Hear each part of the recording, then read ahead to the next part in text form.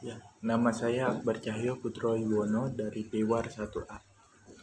Kali ini saya akan menjelaskan tentang Alternative Dispute Resolution.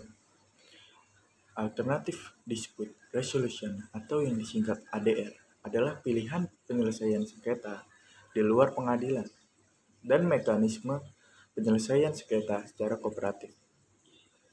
Pada pasal 1 angka 10 Undang-Undang Nomor 30 Tahun 1999 tentang arbitrase dan alternatif penyelesaian sengketa mengartikan bahwa Alternative Dispute Resolution adalah lembaga penyelesaian sengketa atau beda pendapat melalui prosedur yang disepakati para pihak, yakni penyelesaian di luar pengadilan dengan cara konsultasi, negosiasi, mediasi, konsiliasi, atau penilaian akhir.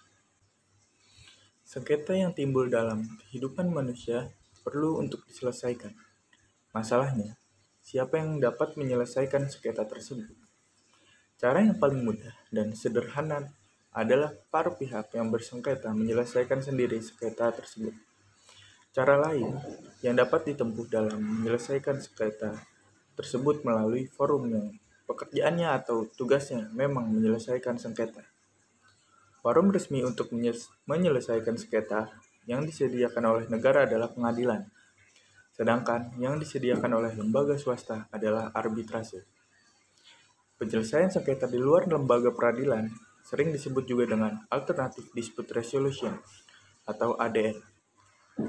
Dalam istilah Indonesia diterjemahkan menjadi Alternatif Penyelesaian Sengketa atau APS. Pada umumnya, masyarakat berpandang bahwa sengketa atau konflik hanya bisa diselesaikan melalui jalur pengadilan. Bahkan, kalangan profesional hukum pun berpandang yang sama. Sampai saat ini, banyak dari kalangan mereka hanya terpaku memilih jalur litigasi serta mengabaikan cara-cara penyelesaian sengketa melalui jalur non-litigasi. Dalam hal alternatif penyelesaian sengketa atau APS, atau yang dikenal sebagai Alternative Dispute Resolution atau ADR, penyelesaian sengketa di luar peradilan lebih menguntungkan daripada penyelesaian sengketa melalui jalur peradilan. Yang pertama, proses lebih cepat. Artinya, penyelesaian sengketa dapat dilaksanakan dalam hitungan hari, minggu, atau bulan. Tidak seperti halnya penyelesaian lewat jalur pengadilan yang memerlukan waktu berbulan-bulan, bahkan tahunan. Yang kedua, biaya lebih murah dibanding penyelesaian sengketa atau konflik melalui jalur litigasi. Yang ketiga, sifatnya informal karena segala sesuatunya dapat ditentukan oleh para pihak yang bersengketa, seperti menentukan jadwal pertemuan, tempat pertemuan, ketentuan-ketentuan yang mengatur pertemuan mereka, dan sebagainya. Materi yang dapat dibicarakan hanya diketahui oleh kalangan yang terbatas, sehingga kerahasiaan dapat terjamin dan tidak tersebar luas atau terpublikasikan. Adanya kebebasan memilih pihak ketiga. Artinya, para pihak dapat memilih pihak ketiga yang netral, yang mereka hormati dan percayai, serta mempunyai keahlian di bidangnya.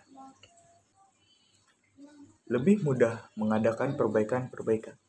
Artinya, apabila menggunakan jalur ADR, akan lebih mudah mengadakan perbaikan terhadap kesepakatan yang telah dicapai, seperti menegosiasi kembali suatu kontrak, baik mengenai substansi maupun pertimbangan yang menjadi landasan, termasuk considerance yang sifatnya non-hukum. Selanjutnya, ADR ini bersifat final. Artinya putusan yang diambil oleh para pihak adalah final, sesuai kesepakatan yang telah dituangkan di dalam kontrak. Yang terakhir, tata cara penyelesaian sengketa diatur sendiri oleh para pihak, sebab tidak terikat oleh peraturan perundangan yang berlaku. Saya akan menjelaskan satu contoh Alternative Dispute Resolution atau yang disingkat ADR, yaitu dalam kasus penganiayaan perkelahian, pihak yang merasa dirinya sebagai korban penganiayaan biasanya melapor atau mengadukan perkaranya kepada polisi. Dengan adanya laporan atau pengaduan tersebut, diharapkan dapat dilakukan penyidikan lebih lanjut terhadap tersangka korban yang dianiaya. Tindakan yang telah diambil oleh pihak polisi adalah menerima dan membuat laporan polisi, mendatangi TKP dan membuat sket TKP, membuat berita acara TKP, membuat permohonan visum, dan mengadakan penyidikan lebih lanjut. Dalam berita acara pemeriksaan, telah diperiksa pihak tersangka dan saksi-saksi. Setelah berita acara pemeriksaan dibuat, pihak tersangka dan korban berunding untuk menyelesaikan masalah tersebut dengan cara damai atau kekeluargaan, di mana pihak tersangka mengajukan kesanggupannya untuk menanggung biaya pengobatan korban selama korban dirawat di rumah sakit. Berdasarkan kesanggupan pihak tersangka, maka pihak korban pun menyetujui usul tersangka tersebut. Dan untuk meyakinkan para pihak dan sekaligus mempunyai kekuatan hukum yang kuat, maka para pihak, yaitu tersangka dan korban, membuat kesepakatan berupa surat pernyataan di atas kertas segel dengan membubuhi tanda tangan masing-masing pihak dan para saksi. Berdasarkan surat pernyataan tersebut, maka pihak pelapor atau pengadu mengajukan permohonan untuk mencabut laporan pengaduan kasus penganiayaan tersebut dengan mempertimbangkan bahwa pihak pelapor juga menandatangani surat pernyataan damai antara pihak tersangka dan pihak korban tersebut. Tampaknya bahwa kasus penganiayaan yang terjadi pada dasarnya telah diselesaikan dengan cara berdamai antara kedua belah pihak, sehingga pihak polisi menghentikan penyidikan berdasarkan surat pernyataan yang dibuat oleh kedua belah pihak dan surat permohonan pencabutan laporan atau pengaduan oleh pihak pelapor atau pengadu.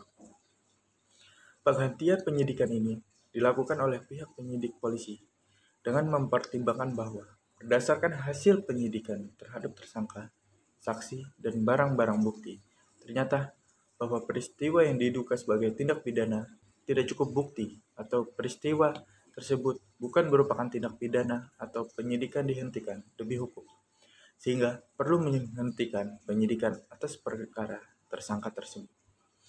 Demikianlah yang bisa saya sampaikan. Kurang lebihnya mohon maaf. Terima kasih. Wassalamualaikum warahmatullahi wabarakatuh.